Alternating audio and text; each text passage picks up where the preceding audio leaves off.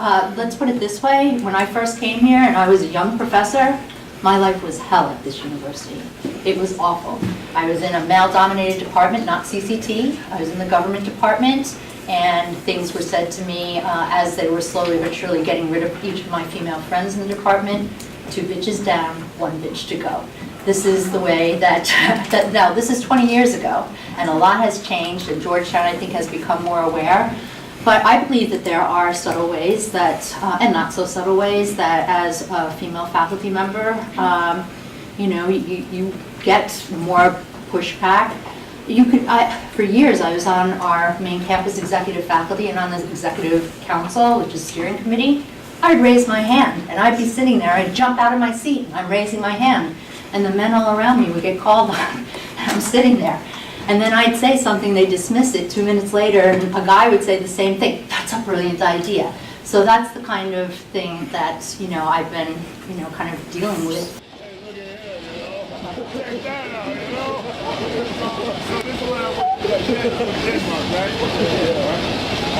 What gender do you identify yourself as? I'm a man. Oh, a female. Female? Female.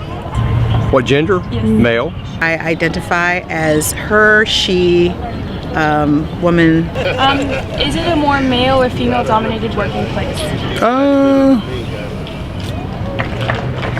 Across the globe, 60-40. Okay. Yeah. Depending on job classifications and different workplaces, yeah. Honestly, I think probably more, I feel like you see more males. I mean, it's not like too bad, but I feel like in a lot of environments there's definitely more like males than females. I would say lobbying in general is a pretty male-dominated industry. It is, historically, it's been more male-dominated, although more women are moving into the field. So it's currently equal? It's currently still male-dominated. I would say equal. Yeah, which I appreciate that. It is currently female dominated. As the founder, there is definitely that bias and priority to lift up women to not only have agency professionally, but also to be paid in a way that is sustainable. And that starts with me. You know, when I started Outdoor Afro, there was a decision about, well, how much should my salary be? And in the beginning, it was easy to benchmark myself lower and to not necessarily price my salary at a competitive rate. And I looked up, I was like, wait a minute, this is what the salary is, this is what my salary should be. And so by setting that example as its founder and leader, it's continued to be a priority to pay women an equitable amount of salary and benefits so that they can be empowered to do this work where they don't have to worry about, can I pay my rent, do I have insurance, and the like. As a woman, are you or have you ever been held back by men at your university?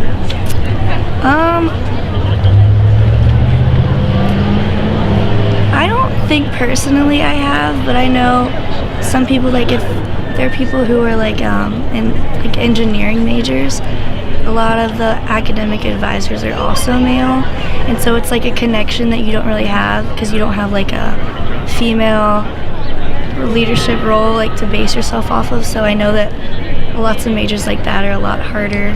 But, like it's like science and math fields. I feel like typically there are more male professionals like that are heads of those departments, which can be a little daunting on female students. Yeah, I mean, I feel like, you know, as an African American woman, I've been held back, I feel, you know, based on my race as well as my gender. And for me, what's been super empowering is to have an organization that's so unapologetically oriented around women and African Americans that I don't have to face those similar barriers anymore. I can just really focus in on my work, doing good work, elevating other leadership, and continuing to be a role model for possibility. I'm trying to think. Well, before I started my own firm, I worked for a women's rights organization called the Women's Sports Foundation. So we didn't have any issues there. But I was a college basketball player, and I kind of got into women's rights advocacy because as an athlete, and when I was growing up playing sports and in high school and college, I felt like I was discriminated against all the time. You know, we always got the short end of the stick in terms of opportunities as a basketball player. Like we got the bad gyms, the bad game times, and things like that. In the workplace, when I've been working with clients, some of my client organizations, you know, have given contracts or like increased opportunities to some of their like male fishing buddies. So I have this one client I've been working with for 10 years, and they needed an expansion of their services to do some new work in DC, and it would be a total no-brainer for them to hire me because I've been doing this work for them anyway. But instead they hired this firm, who was this guy he'd been like fishing with for the past 10 years, who didn't know sports, didn't do what we did, but it was, you know, his buddy, his good old boys club example. So it really pissed me off, needless to say, but stuff like that happens a lot, unfortunately. You know, as an African American woman, I've been held back, I feel, you know, based on my race as well as my gender. I've been held back because of color, and women get held back because they're women. I don't ever recall that, no. A lot of times women bring to the workplace a thought process that men can't seem to cope with, and so instead of trying to embrace the thought and understand it, we push back. Do you think that you have ever had the upper hand because of your gender? No. No? No. Definitely not. I feel like even like when people are asking questions, like if you're from out of town or something, someone wants, like they always look for a guy to answer the question, you know. It's whatever, I guess. Doing women's rights work, yeah, it certainly helps. I mean, that's my field, so you know, being a woman doing women's rights work, that definitely works to my advantage. Yeah, I mean, I feel that there are definite advantages when it comes to being able to relate our compassion, our ability to understand women, for instance, who need to take time off to take care of their family. You know, having 3 children of my own has given me the unique position to have greater empathy, as well as creating a workplace that allows people to take care of themselves, understanding that if you take really good care of yourself, you're going to perform better in the workplace. So I feel like that's the advantage I have as a woman. I mean, I think it's given me credibility in the field. You know, I'm able to navigate the male-dominated sports and lobbying world better because I played college sports and because I have that street credibility.